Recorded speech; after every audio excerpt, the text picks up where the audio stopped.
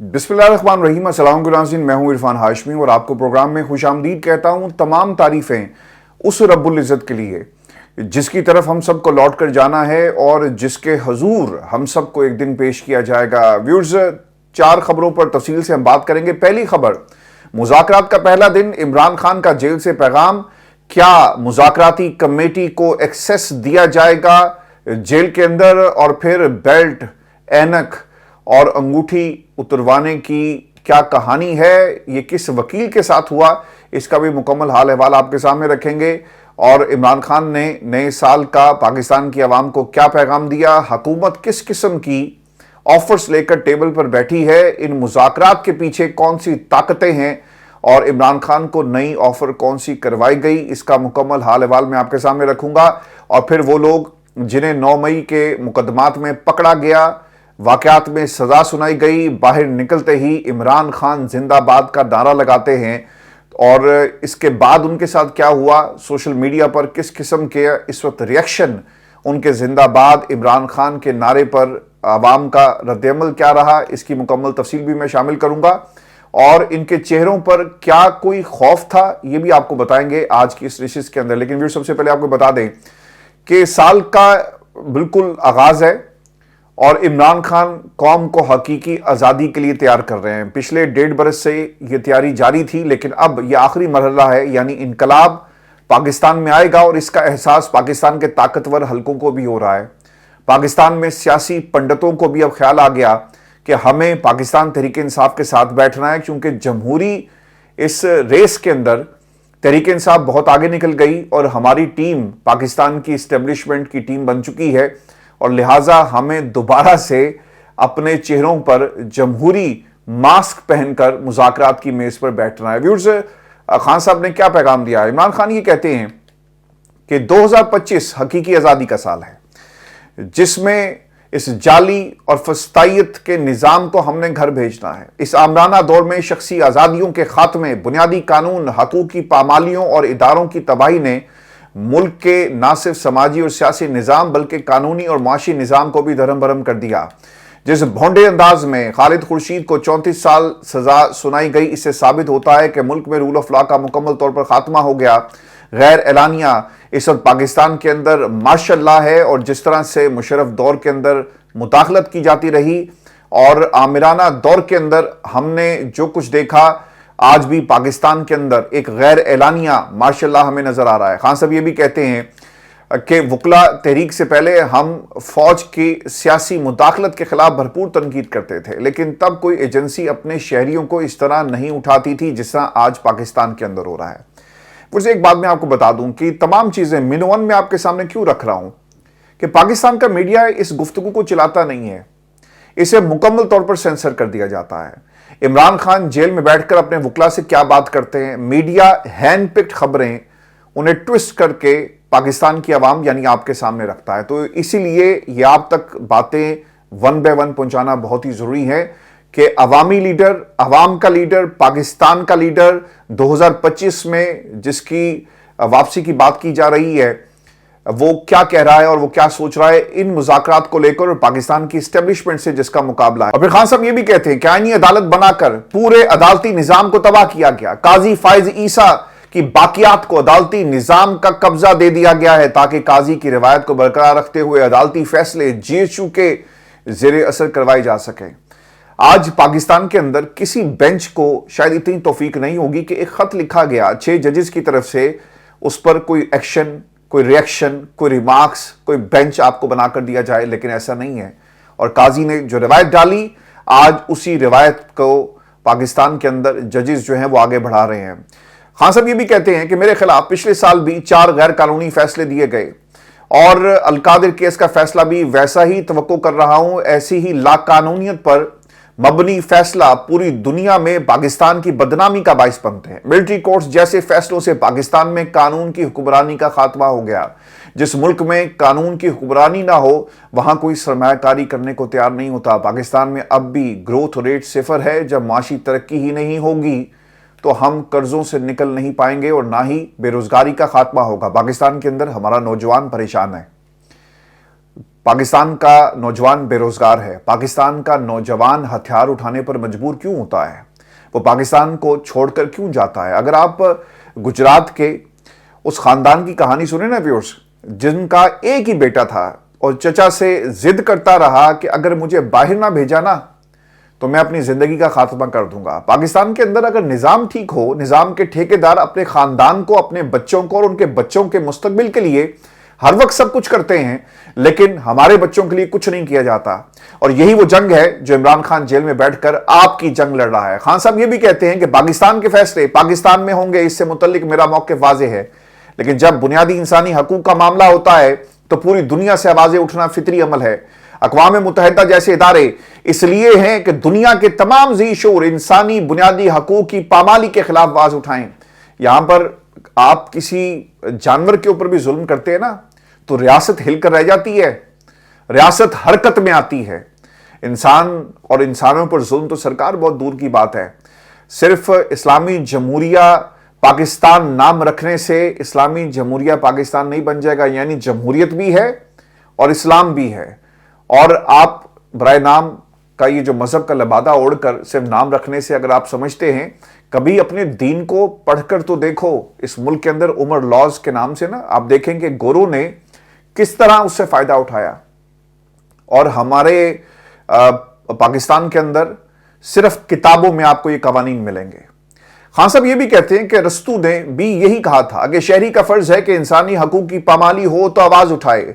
दो किस्म के लोग ही इंसानी हकूक की पामालियों पर आवाज बुलंद नहीं करते, एक खुद गर्ज और दूसरे बुजदिल। आज आपको पता चल गया होगा कि दलेर जेल में है और बुजदिल आपको आजाद फिरते हुए नजर आएंगे। इन बुजदिलों ने पाकिस्तान की आवाम के ऊपर राज करने के लिए इस मुल्क को एक शिकारगाह में कन्वर्ट कर दिया है व्यूअर्स। और शिकारगाह में आपको क्या नजर आ रहा है? शिकारी, और उनके हाथ में पाकिस्तान की आवाम के लिए सिर्फ मौत का पैगाम है। और बेरोजगारी जिस तरह से हमारे बच्चों को दी जा रही है, मैं बार बार क्यों कहता हूं कि बेरोजगार हमारे बच्चे हो रहे हैं, मुझे रोजाना की बुनियाद पर हजारों की तादाद में मैसेजेस आते हैं कि सर कुछ हमारा करें, पाकिस्तान से हम कैसे बाहर निकल सकते हैं, पाकिस्तान में रोजगार नहीं है। और हमारा जो वज़ीर आज़म है वो ये कहता है कि जनाब SFIC बहुत अच्छा काम कर रही है। खान साहब ने कुछ और बातें भी कही, मैं आपके सामने वन बाय वन रख देता हूं, क्योंकि एक तासुर ये क्रिएट किया जा रहा है कि पाकिस्तान शायद मुदाखलत हो और इमरान खान को निकाल कर ले जाएं। मैं इससे पहले भी बड़ा वाज़ेह हूं कि जब भी ट्रंप पैगाम लेकर आएगा तो वो इमरान खान की दोस्ती की बुनियाद पर पैगाम आएगा। और आपने इस पर्सपेक्टिव से इमरान खान की रिहाई को देखना है। अमेरिका अपनी पॉलिसीज को कैसे देखता है आपको कुछ दिनों में पता चल जाएगा।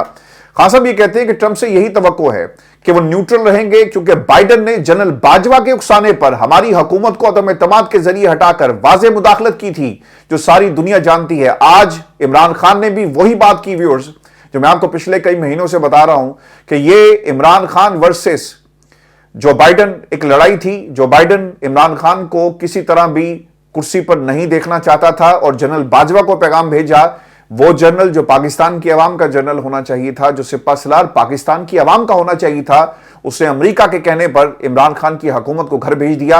आज इमरान खान ने अपने इस पैगाम में वाज़ेह अल्फाज में ये जो बाइडन और जनरल बाजवा और पाकिस्तान के अंदर PDM हुकूमत का गठजोड़ था, इसे बेनकाब कर दिया। अब आपको ये देखना है कि अमेरिका के अंदर जो जंग जारी है ट्रंप वर्सेस बाइडन, और जो ट्रंप के मुखालफीन हैं वो इमरान खान के भी मुखालफीन होंगे। और आपने इस नेक्सस को इस अंदाज में आगे देखना है, क्योंकि इमरान खान की जो पॉलिसीज रही डोनाल्ड ट्रंप के हवाले से माजी में, अफगानिस्तान का चैप्टर आप इसे भुलाना भी चाहें तो भूल नहीं सकेंगे, और यकीनन डोनाल्ड ट्रंप भी इसे भूलने नहीं देंगे। खान साहब ने कुछ और बातें भी कही हैं जी, मैं आपको ये बता देता हूं, और ये इसलिए भी अहम है कि आने वाले दिनों में इमरान खान किस किस्म की सियासत करने जा रहे हैं। ये एक तरह से आई ओपनर है तमाम लोगों के लिए, पाकिस्तान की एस्टेब्लिशमेंट के लिए, इन सियासतदानों के लिए। और ये सियासतदान जमहूरी मास्क पहनकर कुर्सियों पर बैठकर पाकिस्तान की आवाम के खैर खा होने का दावा कर रहे हैं। व्यूअर्स, खान साहब ये भी कहते हैं कि हमारी मुज़ाकराती कमेटी हुकूमत के साथ मुज़ाकरात कर रही है, हमारे मुतालबात जायज़ हैं। 9 मई 26 नवंबर जुडिशल कमीशन का क़याम, सियासी कैदियों की रिहाई اور سیدھا اصول یہی ہے کہ جس نے سی سی ٹی وی فوٹیج چرائی اس نے ہی 9 مئی کروایا۔ ملٹری کورٹ سے فیصلے بھی اس لیے کروائے گئے کہ وہاں کسی نے سی سی ٹی وی فوٹیج مانگی نہیں۔ 26 نومبر کو سیدھی گولیاں مار کر ہمارے لوگوں کو شہید کیا گیا۔ جب بھی ان دو واقعات کی شفاف تحقیقات ہوں گی تو دودھ کا دودھ پانی کا پانی ہو جائے گا۔ لیکن میرا سوال آج بھی پاکستان تحریک انصاف ان تمام لوگوں سے ہے جو ڈیسیژن میکر ہیں۔ آپ عمران خان کو یہ بات ضرور بتائیے گا، اور انہیں خود بھی اس بات کا ادراک ہے کہ جوڈیشل کمیشن جب ان کی مرضی کے ججز ہوں گے نا اور یہ اپنی مرضی کا فیصلہ لیں گے تو پھر کیا کرے گی پاکستان تحریک انصاف؟ انہوں نے تو پولیٹیکل نیریٹو بنانا کہ دیکھیں جی ہم نے تو مذاکرات کی میز پر بھی بیٹھے، ہم نے جوڈیشل کمیشن بھی بنا دیا، فیصلہ بھی آ گیا اور اب آپ اسے مانیں۔ تو یہ دیکھنا بہت ہی ضروری ہوگا۔ خان صاحب یہ بھی کہتے ہیں کہ ہم نے حکومت کو 31 جنوری تک کی ڈیڈ لائن دی ہے، مذاکرات اور اس کے ساتھ ساتھ ترسیلات زر کے بائیکاٹ کی مہم بھی جاری رہے۔ اگر حکومت نے ہمارے مطالبات کی منظوری میں سنجیدگی دکھائی تو بائیکاٹ مہم پہ دوبارہ غور کیا جا سکتا ہے۔ مجھے بالواسطہ طور پر یہ بھی کنفرمیشن دوبارہ آ گئی ہے جی کہ بنی گالہ منتقل کرنے کی پیشکش کی گئی، اور اس پر عمران خان نے بڑا واضح موقف دے دیا ہے کہ جب تک اسیران کی رہائی نہیں ہوتی اور باقی رہنماؤں کو نہیں چھوڑا جاتا میں باہر نہیں نکلوں گا۔ اٹک جیل میں بھی مجھے 3 سال تک باہر بھیجنے کی پیشکش کی گئی، لیکن میرا جینا مرنا پاکستان میں ہے۔ میں آخری سانس تک ملک کی آزادی کی جنگ لڑوں گا اور اپنی قوم سے بھی یہی امید کرتا ہوں۔ ویورز، آج ایک کلپ میری نظروں سے گزرا جس میں رانا ثناء اللہ سے سوال کیا گیا کہ آپ کا جو مخالف ہے عمران خان جیل میں ہے اور وہ جیل کاٹ رہا ہے، جس پر رانا ثناء اللہ نے ان کی تعریف کی کہ جب انسان 1 سال جیل میں رہ جاتا ہے نا جی، اور اب تو خیر 2 سال ہو گئے چونکہ پرانا کلپ تھا، تو پھر وہ ایک اچھی جیل کاٹ رہا ہے اور ایک مضبوط انسان ہے اور ایک مضبوط لیڈر ہے جس کے پیچھے پاکستان کی عوام کی سپورٹ ہے۔ یہ الفاظ ہیں رانا ثناء اللہ کے، یعنی تعریف وہ ہے جی جو دشمن بھی آپ کی کرے، اور رانا ثناء اللہ نے عمران خان کی تعریف کی ہے۔ ویورز، عمران خان کی انقریب رہائی، صاحبزادہ حامد رضا صاحب نے کچھ باتیں آج ٹیلی ویژن پر بیٹھ کر کہی ہیں، یہ بھی میں ون بائی ون آپ کے سامنے رکھ دیتا ہوں اور پھر اس پر کچھ آبزرویشنز ہیں۔ حامد رضا صاحب یہ کہتے ہیں کہ عمران خان بہت جلد آئینی اور قانونی جنگ لڑ کر لیگل طریقے سے باہر آئیں گے، چونکہ بعض لوگ اس مذاکرات کو ڈیل کے ساتھ جوڑ رہے ہیں۔ ان کا خیال یہ ہے کہ عمران خان کی رہائی ایک ڈیل کا نتیجہ ہوگا، اسی لیے ان لوگوں کو کرسیوں پر بٹھایا گیا، لیکن حامد رضا صاحب نے قانونی طریقے کو اس بیان کے اندر قوم کے سامنے رکھا۔ پھر وہ یہ کہتے ہیں کہ جو 2-2.5 سال کی صورتحال تھی اب اس کے بدلنے کا وقت آ گیا ہے۔ جو چیزیں دیکھ رہا ہوں نظر آ رہا ہے، عمران خان باہر آ رہے ہیں، اور صاحبزادہ حامد رضا صاحب یہ بھی کہتے ہیں کہ عمران خان خود کہہ چکے ہیں کہ انہیں بنی گالہ منتقلی کی پیشکش ہوئی تھی، لیکن ان کی اور کمیٹی کی رائے تھی کہ کارکنان کی رہائی تک وہ باہر نہیں آئیں گے۔ عمران خان نے یہ بھی کہا کہ قیادت اور کارکنان کی رہائی تک وہ باہر نہیں آئیں گے اور نہ ہی وہ آنا چاہتے ہیں۔ ہم سے پہلے بشرا بی بی اور علی امین گنڈا پور نے عمران خان سے ملاقات کی۔ جب ہم سے ملاقات ہوئی تو عمران خان نے کہا کہ وہ کہیں منتقل نہیں ہو رہے، مطالبات پورے کر دیں، پھر میں غور کروں گا، اور ہماری طرف سے مطالبات اجلاس میں پیش کیے گئے جنہیں تحمل سے سنا گیا۔ مشترکہ اعلامیہ میں عمران خان کی جگہ بانی چیئرمین لکھا گیا، جس کو پوائنٹ آؤٹ کیا گیا۔ اچھا، یہ بھی ایک بڑی انٹرسٹنگ بات ہے کہ عمران خان کا نام لکھا نہیں گیا، جیسا پاکستان کے ٹیلی ویژن چینلز کے اوپر اس کو سینسر کر دیا جاتا ہے نا، اسی طرح اعلامیے میں بھی سینسر کر دیا گیا۔ مجھے تو لگتا یہ کہ جب یہ فیصلے آئیں گے عدالتوں سے تو وہاں پر بھی یہ بانی چیئرمین لکھیں گے، عمران خان کا نام نہیں لکھیں گے، اور اس کو پوائنٹ آؤٹ کیا گیا کمیٹی کی طرف سے، اور پھر اس نشاندہی پر مشترکہ اعلامیے میں عمران خان کا نام جو ہے وہ لکھا گیا۔ اگر آپ عمران خان کے نام کو برداشت نہیں کر سکتے تو پھر یہ مذاکرات آگے کیسے بڑھیں گے؟ اور پاکستان تحریک انصاف کے لوگوں نے اوبویسلی جی اس کا باقاعدہ طور پر دفاع کیا، اور عمران خان کا نام اعلامیے میں بعد میں شامل ہوا۔ مذاکرات ایک پاکستان کے اندر ایک ایسا موڑ ہے اس پورے سیاسی منظرنامے پر جہاں پر لوگ اب مزید ایکسپوز ہوں گے۔ اگر حکومت کی طرف سے کوئی حل نہ پیش کیا گیا تو یاد رکھیے گا یہ مذاکرات اس حکومت کی قبر ثابت ہوں گے۔ ایک سوال ہوا جی حامد رضا صاحب سے کہ عمران خان سے کھلی جگہ پر ملاقات کا مطالبہ کیا آپ نے رکھا؟ کیونکہ ہوتا یہ کہ جب خان صاحب ایک کمرے میں جہاں پہ ان کی ملاقات کروائی جاتی ہے تو وہ ایک چھوٹا کمرہ ہے، وہاں پر ڈیوائسز لگی ہوئی ہیں، اور یہ بات ایک دفعہ نہیں کئی دفعہ خان صاحب خود بھی کر چکے ہیں۔ جس عدالت کے اندر جو جیل میں بنائی گئی، عمران خان کو جب سزا سنائی گئی تو انہوں نے کیمرے کی طرف کہا تھا اور کہا تھا کہ میجر میری بات غور سے سنو، اور پھر انہوں نے اپنی بات جو ہے جہاں پہنچانی تھی پاکستان کے طاقتور حلقوں کو پہنچائی. تو اس کا سوال بھی کیا گیا. تو یہ ملاقات ایک چھوٹی سی جگہ میں ہوتی ہے اور آبویسلی کنجسٹڈ سی جگہیں، تاکہ جو بھی عمران خان کو ملنے آئے وہ گفتگو تیسرے جو طاقت ہے وہ بھی سن سکے، اور پھر اسی طرح کیا جاتا ہے. حامد صاحب نے اس پر جو جواب دیا کہ ہم عمران خان سے ملاقات کے لیے ہمارا یہی مطالبہ تھا اور یہی مطالبہ ہم آگے بھی رکھیں گے، اور کھلی جگہ پر جو ملاقات کے مطالبے پر حکومت نے کہا کہ جناب آپ کاغذ اور پینسل لے کر جایا کریں. لیکن جب ملاقات کے لیے جاتے ہیں، اور یہ بڑی ایک انٹرسٹنگ سی ایک سچویشن ہے جس کا ذکر حامد رضا صاحب نے کیا کہ کاپی پینسل تو جی دور کی بات ہے، ہمارے ہاتھوں پہ جو انگوٹھی ہوتی ہے وہ بھی اتار کر چیک کیا جاتا ہے، اور پھر اسے سونگا جاتا ہے، اور پھر سکین کیا جاتا ہے، اور اس کے بعد یہ اپنے پاس وہ رکھ لیتے ہیں. اور پھر ہوتا کیا جی کہ جب یہ واپس آتے ہیں تو پہلے سے زیادہ چیکنگ کی جاتی ہے، جرابیں تک چیک کی جاتی ہیں، بوٹ کھول کر چیک کیے جاتے ہیں، اور عمران خان کے پاس کسی قسم کی کوئی چیز یعنی کاغذ جانے کی لے جانے کی اجازت نہیں ہے. میری آج اظہر صدیق صاحب سے بات ہو رہی تھی تو انہوں نے بھی کہا جی کہ بیلٹیں اتروا کر دیکھتے ہیں، جوتے اتروا کر دیکھتے ہیں، کوٹ اتروا کر دیکھتے ہیں، صرف ایک کپڑے ہی رہ گئے ہیں جو لوگوں کے اتروانے باقی ہیں، یہ سب کچھ اتروا کر دیکھتے ہیں.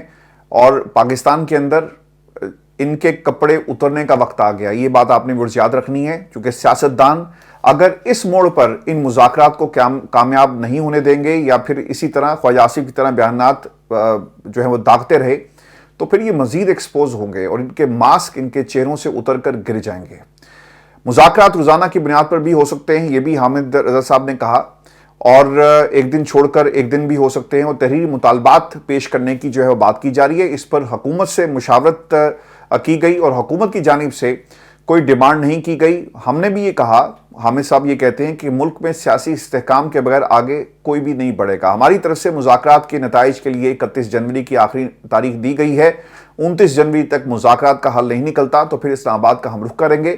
2-2.5 سال سے ویسے ہی مار کھا رہے ہیں، جیل چلے جائیں گے تو اس سے کوئی فرق نہیں پڑتا. پھر حامد رضا صاحب نے ایک بات یہ بھی کہی ہے اور یہ بڑی امپورٹنٹ ہے کہ 31 کے بعد جو ہے پھر ایک سڑک ہوگی اور اس سڑک پر تحریک چلائی جائے گی. حامد رضا صاحب یہ بھی کہتے ہیں کہ میرے خیال میں دوسری طرف بھی لوگ تنگ آ چکے ہیں. اجلاس میں یہ بھی بات ہوئی کہ کب تک سیاسی انتقام ہوتے رہیں گے. عمران خان نے کہا کہ ٹرمپ انتظامیہ سے چاہتے ہیں کہ اندرونی معاملات پہ مداخلت نہ کریں. بائیڈن انتظامیہ نے اندرونی معاملات پہ مداخلت کی تھی، وہ پاکستان کے قانون کے مطابق جنگ لڑیں گے اور میری رہائی پاکستان کے اندرونی حالات کے مطابق ہوگی. تو یہ وہ گفتگو ہے جو حامد رضا صاحب نے کی، کیونکہ حامد رضا صاحب جو ہیں وہ اس وقت ترجمان ہیں اس پوری کمیٹی کے. پاکستان تحریک انصاف کی طرف سے انہیں ترجمان مقرر کیا گیا، اور عمران خان نے انہیں ترجمان اس لیے بھی مقرر کیا کہ وہ بیرسٹر گوہر کو اور باقی لوگوں کو دیکھ چکے تھے. تو ایک ایسا شخص جو حامد رضا کی شکل میں موجود ہے اور پارٹی ان پر ریلائی کرتی ہے، کوئی کنٹروورسی نہیں ہے، اپنی پوری جماعت انہوں نے عمران خان کے حوالے کر دی، تو عمران خان کا جو ٹرسٹ ہے وہ حامد رضا صاحب کے اوپر آپ کو نظر آتا ہے. اس میں آپ کو تیسری خبر یہ دے دوں کہ حکومت اور پاکستان تحریک انصاف کے مذاکرات کی ایک اندرونی کہانی جو عرفان صدیقی صاحب نے کچھ چیزیں کہی ہیں، اور ایک عرفان صدیقی نے مشترکہ پریس ریلیز پڑھ کر سناتے ہوئے بتایا کہ حکومتی اتحاد اور اپوزیشن جماعتوں کے درمیان مذاکرات کا دوسرا دور ہوا، جس میں دونوں اطراف سے کمیٹیوں کے ممبران نے شرکت کی. پریس ریلیز میں یہ بھی کہا گیا کہ اپوزیشن کمیٹی کے ارکان میں عمر ایوب اور دیگر اراکین سے تفصیل سے انہوں نے اپنا نقطہ نظر جو ہے وہ پیش کیا، اور انہوں نے عمران خان سمیت پارٹی کے دیگر اراکین کی رہائی کا مطالبہ کیا. پھر یہ بھی کہا گیا کہ حکومت کو ضمانتوں کی راہ میں حائل نہیں ہونا چاہیے. اپوزیشن کمیٹی نے 9 مئی اور 26 نومبر 2024 کے واقعات پر جوڈیشل کمیشن بنانے کا بھی مطالبہ کیا تاکہ حقائق پوری طرح قوم کے سامنے آ سکیں. پاکستان تحریک انصاف کی کمیٹی نے کہا کہ تحریری طور پر چارٹر آف ڈیمانڈ پیش کرنے کے لیے انہیں اڈیالہ جیل میں عمران خان سے ملاقات اور مشاورت کی ضرورت ہے. اب دیکھنا یہ ہوگا کہ عمران خان سے ملاقات کی اجازت دی جاتی ہے، کیونکہ جب تک آپ عمران خان کو آن بورڈ نہیں لیتے، کیونکہ ویورز آپ کو یاد ہوگا جب یہ کمیٹی بنی نہیں تھی تو خان صاحب نے کہا تھا کہ مجھے ایکسیس چاہیے اپنے ان تمام لوگوں سے جو مجھے ملیں آ کر، اور جو آپ مذاکرات کر رہے ہیں جب تک آپ مجھے ایکسیس نہیں دیں گے، مذاکرات اور حکومت کی نیت پر ہم اسی طرح شک کرتے رہیں گے. اور یہی وہ بات ہے جو دونوں طرف سے کی جا رہی ہے. تو اب دیکھنا یہ ہوگا کہ ایک سنجیدہ ماحول میں یہ گفتگو ہوئی ہے، اور دونوں طرف سے اگر واقعی لوگ سنجیدہ ہیں تو کیا یہ لوگ کوئی راستہ نکالنے میں کامیاب ہوتے ہیں یا نہیں ہوتے، یہ ایک انتہائی اہم سوال ہے۔ اور پھر رانا ثناءاللہ صاحب نے حکومت اور پاکستان تحریک انصاف کے دوسرے دور پر تبصرہ کرتے ہوئے کہا کہ آج بڑی مثبت گفتگو ہوئی اور وزیر اعلیٰ خیبر پختونخوا علی امین گنڈاپور نے بہت اچھی باتیں کی ہیں، کیونکہ ہمیشہ یہ ایک دوسرے کو تنقید کرتے رہے لیکن آج دونوں ایک دوسرے سے خوش نظر آئے۔ پھر وہ یہ کہتے ہیں کہ پاکستان تحریک انصاف کے وفد نے آج اپنے کارکنوں کی رہائی کی بات کی ہے، جس پر ہم نے کہا کہ رہا کرنا عدالت کا کام ہے اور یہ ہمارے ہاتھ میں نہیں ہے۔ اچھا، یہ ڈیمانڈ پاکستان کی اسٹیبلشمنٹ سے کرنی چاہیے، کیونکہ اگر جیل کے دروازے کھل سکتے ہیں تو وہ حکومت نے کبھی نہیں کھولے، پاکستان کی اسٹیبلشمنٹ نے کھولے، تو لہٰذا پاکستان کی اسٹیبلشمنٹ سے یہ ڈیمانڈ جو ہے کرنی چاہیے۔ میں پہلے بھی کہہ رہا تھا کہ یہ ڈیمانڈ، یہ کہتے ہیں نا عدالتوں کا کام ہے، تو سر یہ ان کا کام ہے، عدالتوں کا کام نہیں ہے۔ اگر اس ملک کے اندر فرد جرم عائد جس دن ہونی ہو، اسے اگلے دن آپ اس شخص کو ملک کا وزیر اعظم بنا دیں تو یقیناً یہ کام انہی کا ہے، یہ ہتھوڑے کا نہیں، یہ چھڑی کا کام ہے۔ سلمان اکرم راجہ نے اس حوالے سے کہا کہ اسحاق ڈار نے آج واضح کیا کہ حکومت کی جانب سے ان کے کوئی مطالبات نہیں ہیں، ہم عمران خان سے ملاقات کے بعد ان کی ہدایت کے مطابق اپنے مطالبات تحریری طور پر سامنے رکھیں گے اور القادر کیس کا فیصلہ جو بھی ہو، اسے مذاکرات کے عمل کو ٹھیس نہیں پہنچے گی۔ ہم اپنے شہداء کے لیے، گمشدہ لوگوں کے لیے جنگ لڑ رہے ہیں اور یہ جنگ اسی طرح جاری رہے گی۔ اور پھر اس کے بعد حامد رضا صاحب نے بھی باہر آ کر، چونکہ جب یہ کمیٹی، ایک تو ان کی ٹیلی ویژن پر بات ہوئی اور بعد میں انہوں نے جو اس مذاکراتی عمل کے فوری بعد جو گفتگو ہے وہ کی، اور کچھ چیزیں انہوں نے بہت ہی امپورٹنٹ ہیں جو اس حوالے سے کہی ہیں۔ مثال کے طور پر حکومتی کمیٹی کے چند ممبران کی طرف سے یہ اشارہ دیا گیا کہ ان کو اسٹیبلشمنٹ کی تائید حاصل ہے اور اسٹیبلشمنٹ کو آن بورڈ لیا گیا اس مذاکرات کے حوالے سے۔ میں آپ کو پہلے کہہ رہا تھا کہ یہ مذاکرات آگے نہیں بڑھیں گے یا میز ایسے ہی نہیں لگا جب تک پاکستان کی اسٹیبلشمنٹ سے یہ نوڈ نہیں لیں گے، تو وہاں سے انہیں گرین سگنل ملا تبھی یہ میز جو ہے وہ لگائی گئی اور اب اس کے اوپر گفتگو ہو رہی ہے۔ یہ الگ بات ہے کہ انگیج کیا گیا ہے پاکستان تحریک انصاف کو، نتائج کیا نکلتے ہیں یہ الگ معاملہ ہے، لیکن یہ ان کی اجازت کے بغیر میز نہیں لگ سکتی تھی۔ پھر امپورٹنٹ چیز ویوز اس کے اندر یہ ہے کہ 2-3 دن میں سلمان اکرم راجہ صاحب یہ بھی کہتے ہیں کہ عمران خان سے ملاقات آرگنائز کروائی جائے گی اور پھر تفصیلی مشاورت کے بعد اہم فیصلے جو ہیں وہ کیے جائیں گے، اور تحریک انصاف کے وہ لوگ جو یہاں پر اس کمیٹی میں شامل تھے بہت زیادہ پازیٹیو وائبز آپ کو دیتے ہوئے نظر آئیں گے۔ اچھا، اب ایک جو محمد مالک صاحب نے اس حوالے سے انکشاف کیا ہے کہ گزشتہ روز عمران خان کی اہلیہ بشرا بی بی کی پشاور میں اہم ملاقات ہوئی ہے، اور ذرائع بتاتے ہیں کہ بشرا بی بی کی یہ ملاقات تقریباً 45 منٹ تک جاری رہی۔ اب یہ کس کے ساتھ ملاقات ہے، یہ بہت ہی اہم ہوگا، کیونکہ اس سے پہلے شہر اقتدار کی یہ خبر تھی، مارکیٹ کی خبر جسے کہتے ہیں، کہ بشرا بی بی 2 مرتبہ پشاور وزیر اعلیٰ ہاؤس سے باہر گئی بغیر پروٹوکول کے، اور اس پر بھی شہباز شریف صاحب کا اگلے دن جو بیان آ گیا۔ آپ کو پتہ ہے کہ انہوں نے اشارہ جو کہا تھا، اشارہ دیا اور جو باتیں انہوں نے کہی تھی کہ وسوسے ہیں اور اللہ کرے کہ ایسا نہ ہو۔ تو یہ اسی طرح اس وقت پاکستان کی سیاست جو چل رہی ہے، وسوسے ایسے نہیں آپ کو آ رہے، ڈرونے خواب آپ کو ایسے نہیں آ رہے، اس کے پیچھے کوئی نہ کوئی ریزن ہے۔ پاکستان تحریک انصاف کی قیادت کو درخواست کی گئی ہے، یہ بھی اس میں کلیم کیا گیا کہ علیمہ خان کو مذاکراتی عمل سے دور رکھا جائے۔